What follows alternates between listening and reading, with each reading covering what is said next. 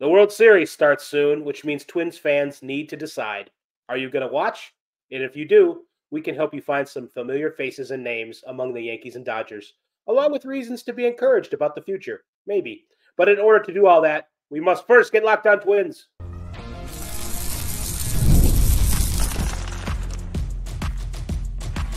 You are Locked On Twins, your daily Minnesota Twins podcast. Part of the Locked On Podcast Network, your team every day.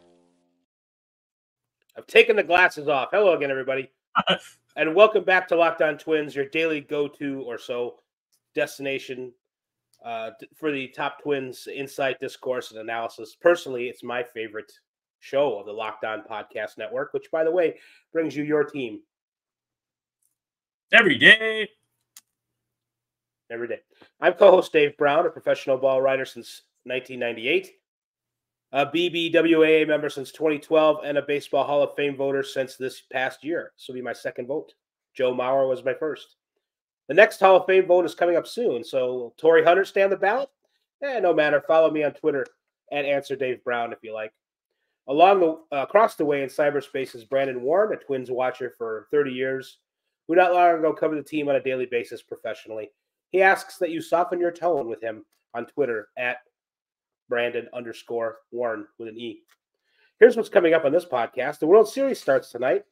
Should Twins fans care? Should they watch? And if so, what might they care about? We'll look at individuals in the Dodgers and Yankees with Twins connections. We'll revisit how they came to the Twins, the circumstances by which they left, and whether it's worth grousing over anymore. We'll look at how the Yankees and Dodgers got to the World Series and if there are any similarities to the Twins or lessons the Twins can borrow from these juggernauts so they can get back to the World Series for the first time since 1991. We'll predict the World Series winner and MVP so you can bet with confidence. Before all that happens, let's ask Brandon, who brings us this episode? Well, good afternoon, sports fans. Today's episode is brought to you by Game Time. Download the Game Time app, create an account, and use code LOCKEDONMLB for $20 off your first purchase. Dave, I was thinking about a little joke we made after we went off the air the other day where it was, we'll do it live. You know, like that whole Bill O'Reilly. Bill O'Reilly. And I was going to say, when you took your glasses off, you should have said, we'll do it blind. We'll do it blind. We'll do it blind. Well, I'm not blind. I can see. I don't need the glasses to read up close. So, although when I take my glasses off, it looks like there goes a guy who looks like he should be wearing glasses. So I feel out of place. It reminds me of an old bit on Johnny Bravo where he's with someone who's can't see, and they're like, I can't see without my glasses, and he loses his. He's like, I can't be seen without my glasses because the sunglasses are vital part of his look. So yeah, right. Glasses can cut both ways, I guess. But that would hurt if they did that. Yeah. Brandon, baseball, if I could sound a little like George Carlin doing his famous bit, is a regionally popular sport. People like their team, the hometown team. They don't often express a deep interest in things like the World Series unless their team is playing. And as Twins fans know, their team is not playing in the World Series for the 33rd straight season. But for some of you who might be curious, perhaps on a sick level, about how the other half lives, and for all the talk about how it's the Dodgers and the Yankees and who wants to watch that, there's a lot of red meat that might interest dispassionate third parties. They used to do it a lot more frequently, but the Yankees and Dodgers haven't met in a World Series since 1981. It's been a long time. I think we're lucky that it's only been since 1981, honestly. And that's longer than the Twins' drought by 10 years. These teams are pretty clearly the best teams, respectively, in the AL and the NL. I might wonder if the Padres and Dodgers might be the two best teams, but these teams they're pretty clearly the teams in the best league, the two best teams in their league. And the two best players in the league are in this series. Shohei Ohtani of the Dodgers and Aaron Judge of the Yankees. Judge is the best hitter since Barry Bonds. Ohtani might be the best baseball player who ever lived. Mm-hmm. If you're a baseball fan, beyond being a Twins fan, that probably should be interesting to you. Are you interested in that way, Brandon? In the World Series? Yeah. I mean, think about the star power in this series. You mentioned those two guys, and you're not even bringing up Mookie Betts. I mean, who's an absolutely splendid, terrific, phenomenal baseball player. And he's playing third fiddle to those first two guys. And you've got Garrett Cole, who is he still the highest paid pitcher in baseball? I would imagine so. And at least from a contract standpoint of the whole contract. There's so many different avenues and stories, and it also has that, again, historical aspect. You think of the Yankees from many, many years ago, and the Brooklyn Dodgers and the LA Dodgers. I mean, this is the World Series that networks dream of, but that shouldn't dissuade us from recognizing that it's the best teams, which is something we have yearned for many years, not just, the hot hand gets in there like the Rangers and Diamondbacks last year. It's the two best teams. They're going to go head to head, possibly 7 games. And will it solve anything? Who knows? But it's going to be must-watch TV along the way. It's not quite going to be, 4, 5, 6, 7, however many games it goes, individual Super Bowls, but it's going to be like must-watch TV. It's going to be like like when the Emmys used to be on, or the Grammys, like one of those every single game, that kind of appointment viewing, which I think is going to be pretty exciting. Yeah, that's a good point. Gathering around the TV and watching the Oscars or whatever. That's I don't know if that is the same, has the same pull that it used to, but that's Right. something we all kind of have in common. We all share. And, it's, we say we get sick of the Yankees and the Dodgers. And I certainly can sympathize with that. We hear about them more than we hear about the other teams. But still, we talked about the star power. There's probably 5 or 6 of the 10 or 12 best players in the entire league. It goes beyond Judge and Ohtani. It's Juan Soto. You got Betts. Oh, yeah, even Soto. Freddie Freeman. I didn't even mention Soto. Yeah, but I mentioned Betts skipped right past Soto, who's right in the same conversation. And Soto is going to be the highest paid free agent probably ever this winter. So that's kind of an interesting. And if not, because of the guy on the other side. For sure. Absolutely. Although, if you adjust for context, didn't they say Ohtani's adjusts down to like only $500 million or 470 or something? I don't know what I'm not smart. They're paying him on a schedule that he took less money up front to take more money later, so the Dodgers can better finance them. It's kind of sort of diabolical what he did, and it's this is the stage that Ohtani wanted to be on but couldn't be with the Angels, and we sort of lament what's going on with Mike Trout because he's kind of stuck there. Although I guess they could trade him if he said it would be okay. But he looked great on the Phillies, by the way, just non sequitur. But Mike Trout would be great. He Trout would on the same team. I mean, I would love to see it. I don't even have that much fondness for the Phillies. I have some friends who are big Philly fans, but that would be must-see TV as well.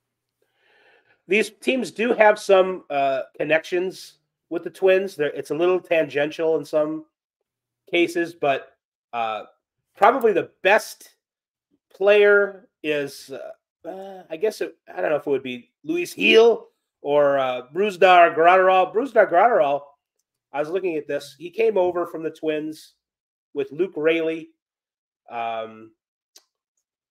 Traded by the Twins with Luke Raley and future considerations to the Dodgers for Yair Camargo and Kenta Maeda and cash. Mm-hmm. So Camargo hasn't really he's been an organizational player. He has not been really used by the major league team much. Kenta Maeda had a good season with the Twins, didn't he? He finished second in the Cy Young voting in 2020. Right. So in that short season, he was useful. I mean, if I look at any of these ex-players, we talk about people around the league, not just in this series, who used to be with the Twins, and do you miss them or could they use them? Brusdar Graterol and Luke Raley, although they have other Luke Raley types, Trevor Larnach and other left-handed power sticks, but Graterol might have been nice to have on the Twins, but still, even him, he's a guy that is always kind of battling an injury, and there's sort of always something keeping him on the lineup. I don't know how much the Twins actually would have missed him, but he'd be a nice piece to have, wouldn't he? He's surprisingly hittable from a strikeout standpoint for his stuff, but no, tremendous kind of guy that, throws the ever-loving crap out of the ball. And the issue is always going to be, can you keep guys like that healthy? And better to make that somebody else's risk at the expense of getting a really good starting pitcher who then also gets hurt. So, I mean, it just goes to show anytime you're dealing in pitching, you're kind of at the whim of the god of pitching who decides who gets hurt and who doesn't. But yeah, I think Graterol would look nice, but this is certainly not something to be filed away in the great trade value folder. Right. Although some people's folders are bigger than others when it comes to great trade. Hey, don't folder shame. Luis Hill traded for Jake Cave. In 2018. Yep. That's like 6 years ago. And finally, he's kind of become something. There was a couple years ago before he got hurt where it looked like he was on the verge. He certainly would be useful now. I know unless Jake Cave was playing the White Sox, the Twins didn't really get much of a return on him. So that didn't necessarily work out. Are we lamenting Luis Hill? I mean, it came at a time when I think the Yankees were going to DFA Cave because they just didn't have space for him on their roster. Right. Was 2018 the year Judge came up and it was like, well, they bring him up. Will they wait? I know with Alonso, it was that kind of deal too. But it was like, okay, how are we going to make room for all these guys, whatever. And so then the trade for Hill, it was, I think part of it was that Cave was going to be some insurance for Buxton because he could play some center field theoretically. He was a pretty hilarious center fielder. But a trade that most of us remember. And really, you kind of have to be not too bright to say, oh, you could have had Hill. Yeah, I mean, 7 years ago. It's almost 7 years ago now. But yeah, Hill's a good pitcher, and it's a lot to get excited about. But they made a similar trade, trading Huascar Inua, Michael Inua's younger brother, for Jaime Garcia. You know, sometimes you trade guys who are years away, and they make it to the big leagues for a little while, a long while. It's all part of the risk reward scenario. And with that said, Jake Cave just got outrighted off the 40-man roster. Was he with the Rockies this year? And so that's why I tweeted the Twins could do the funniest thing ever, and it was bring back Jake Cave. That would make lots of people happy. It would make me happy because it would irritate a lot of people. So he's also an interesting enough guy, like around the ballpark, and he plays hard. Some people don't like his politics. It's good for him that his likes on Twitter are private now. Let's just say that. But from people I interacted with on a daily basis on a baseball field, he's a decent enough guy. So I mean, yeah, bring him back, give him the shot at the fourth outfielder job. But the outcry would be far funnier than anything else that happens. There are a few more connections as far as players and coaches, and we'll talk about them after we get back from our first commercial break, if we're ready for that. You know who wasn't ready for that was the Minnesota Vikings going into SoFi Stadium on Thursday night and taking a thumping not a thumping, but a loss to the Rams. But if you were prepared for that, you were obviously thinking about FanDuel. NFL fans, you can start the season with a big return on FanDuel, America's #1 sports book. If you get a hunch in the middle of the game, you want to check out some stats, live play-by-play, so much more, you can do that on the same page where you place your bets. That's right. That's that FanDuel app. They'll get you started with $200 in bonus bets guaranteed when you place your first $5 bet. They already have lines out for Vikings Colts. That's already next Sunday night. Vikings are favored, believe it or not, by 6.5 points. Now, I don't think the Colts are particularly good, but that line may move from 6.5 up, down. We'll see what happens because obviously we got to see what the Colts do in the meantime. But the Vikings minus 310 on the money line and an over-under of 46.5. So get in on the action on FanDuel, whether it's Vikings, Timberwolves, all that fun stuff. And they'll get you started, again, with $200 in bonus bets guaranteed when you place your first $5 bet. That's FanDuel.com, America's #1 sportsbook.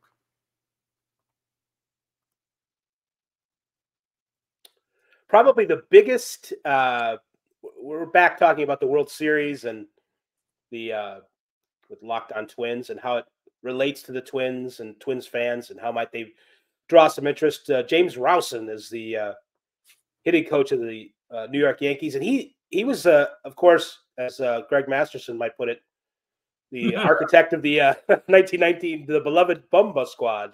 2019, not 1919. Did I say 1919? That would be a really long time ago. Yeah, Greg might say that because he was around for that year. But they made root beer differently back in them days. Some kind of thing like that. Yeah. But he left the Twins to become bench coach. He was like on the way up to being a manager or something. Yes.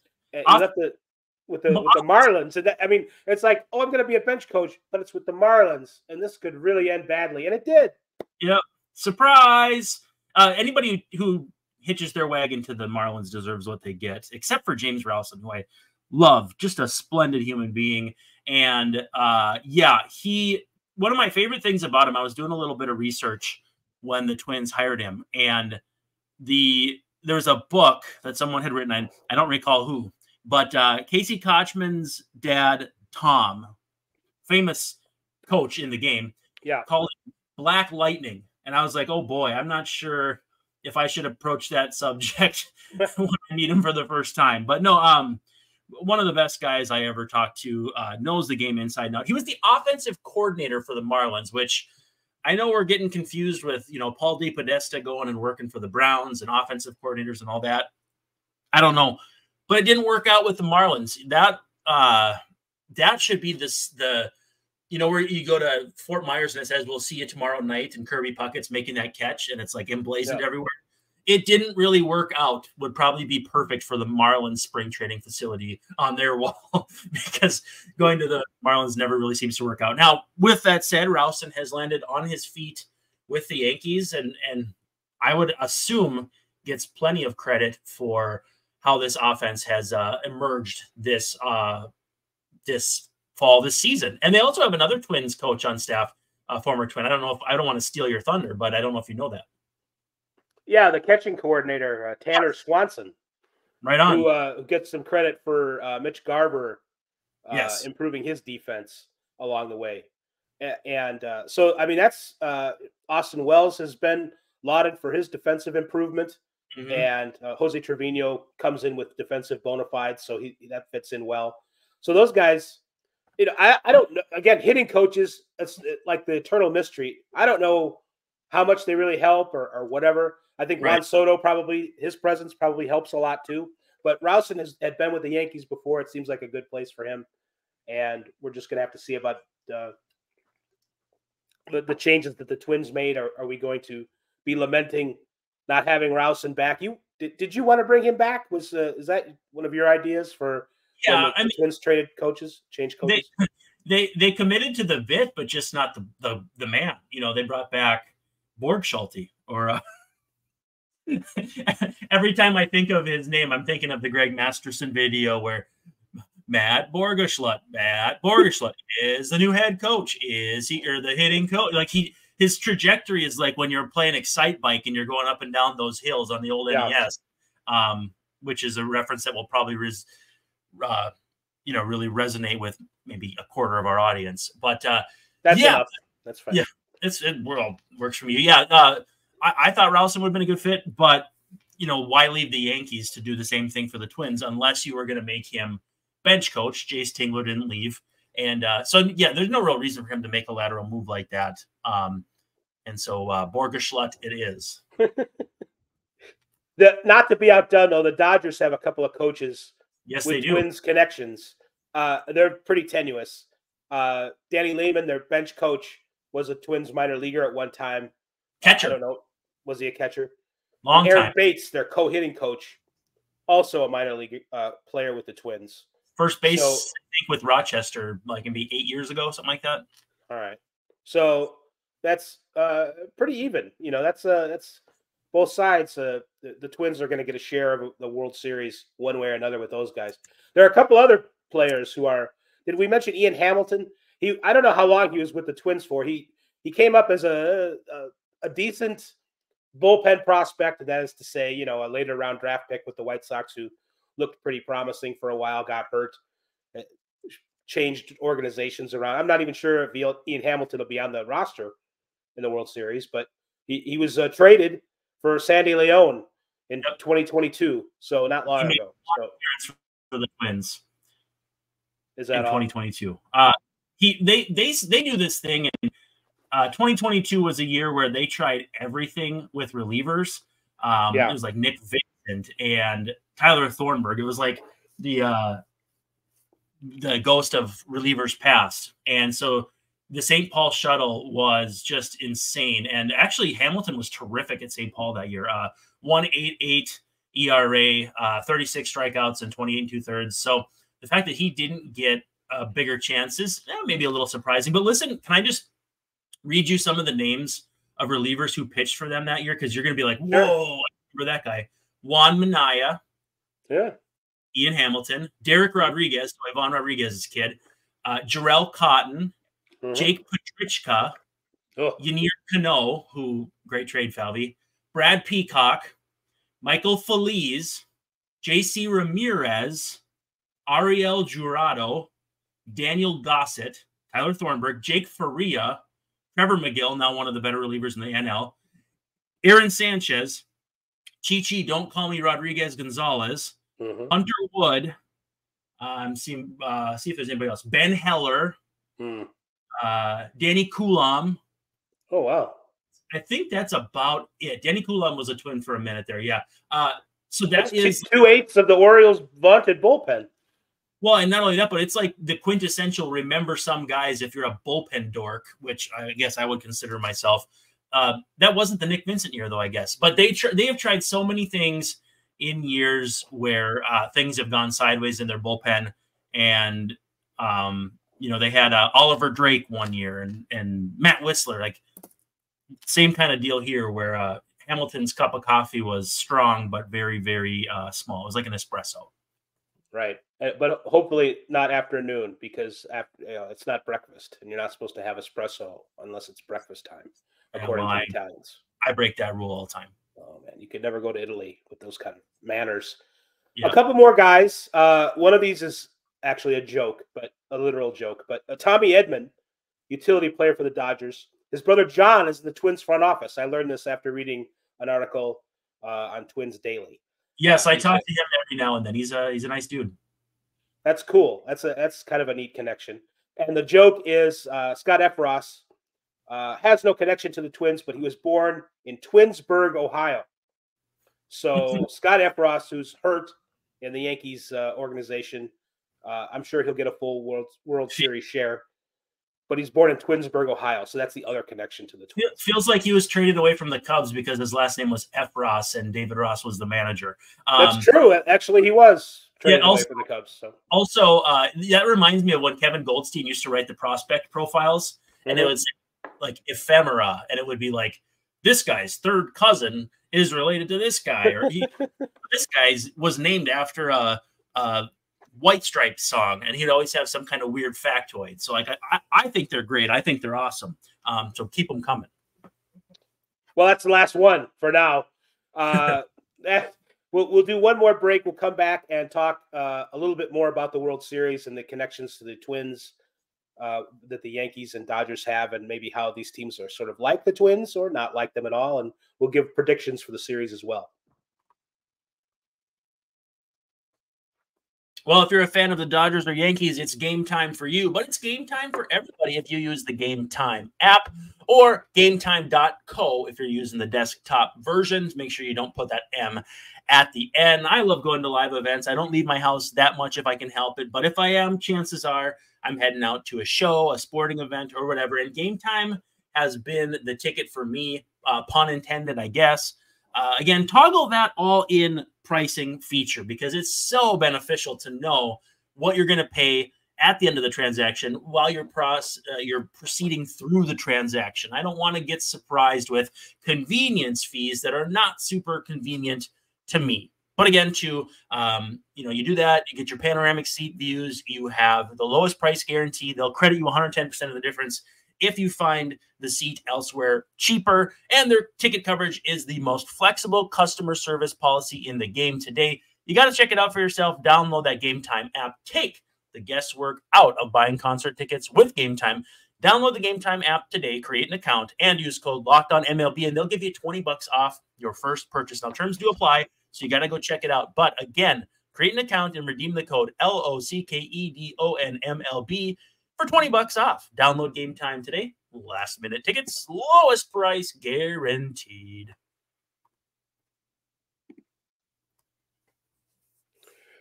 We've talked a little bit about hitting coaches here. James Rowson is the Yankees hitting coach, used to be with the beloved Bumba squad, the 2019 Twins, who set the record for home runs. Also, the only Masterson said properly on that video, Bomba. Bomba. That's the only word that he pronounced properly. Yeah, that's funny. I think he might have done that on purpose, or at least subconsciously on purpose. So I was looking at the some of the granular things, how the Twins might be like the Yankees and Dodgers, and there aren't like an overwhelming amount of similarities, but kind of the thing that caught my eye the most, the Twins in all of the major leagues hit the ball in the air in a ratio sense more than anybody else. Their ground out to air out ratio 0.76 to lead the league, or to be last in the league, to hit the most balls in the air, fewest grounders. Air balls are good.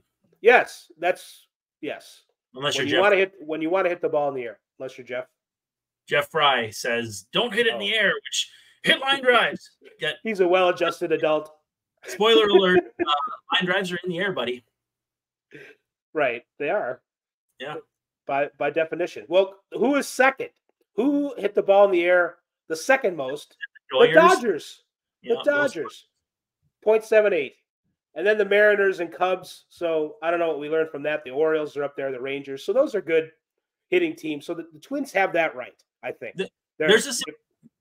No, sorry, I don't want to interrupt you. No, that's fine. Good. Well, so the interruption that I'm trying to make, or the similarity that I think the Twins can strive to attain and are kind of on that path. Versatility. Very few Dodgers play one position regularly. Max Muncy has moved all over. Chris Taylor has moved all over. Kike Hernandez.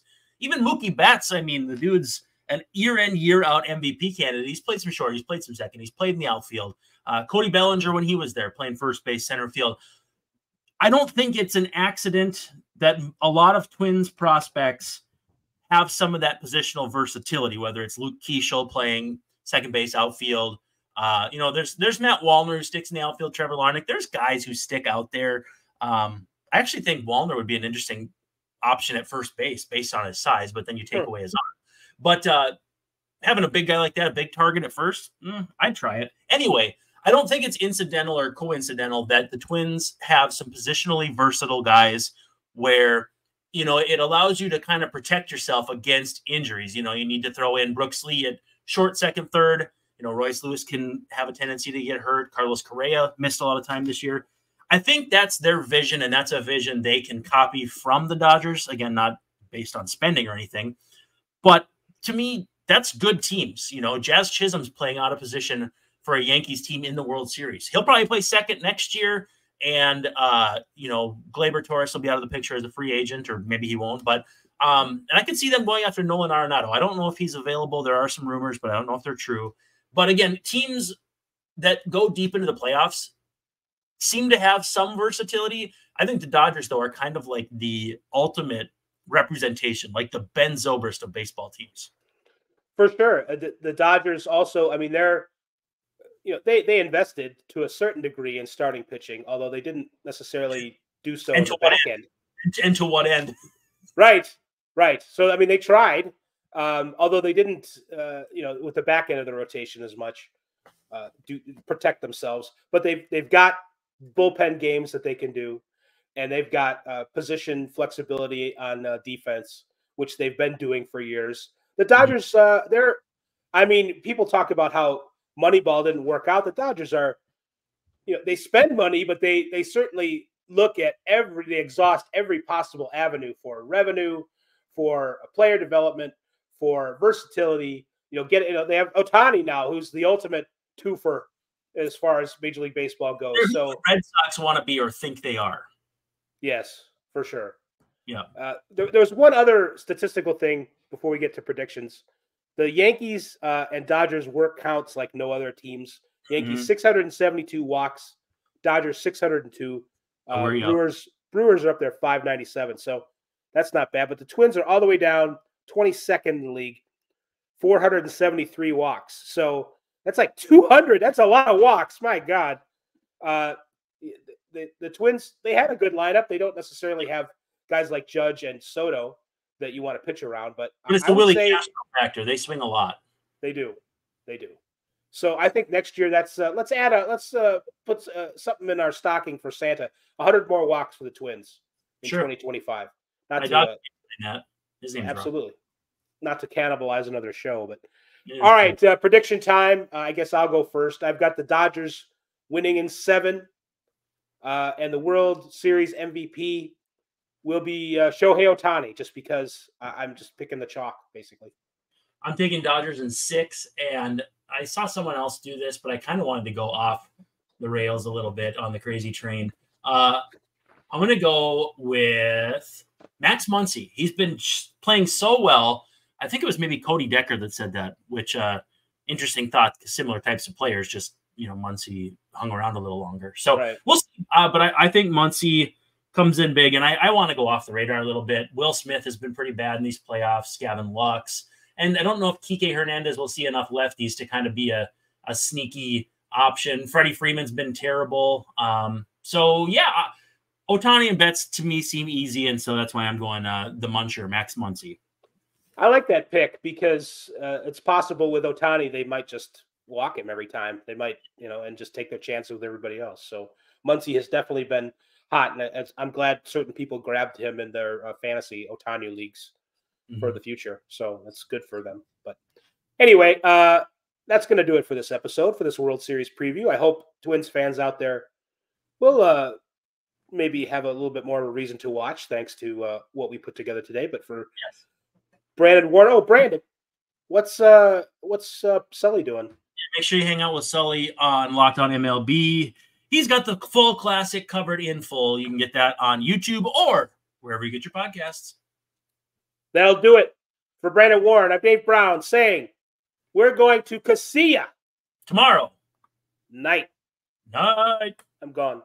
Out of here. Bye. Sleepy time.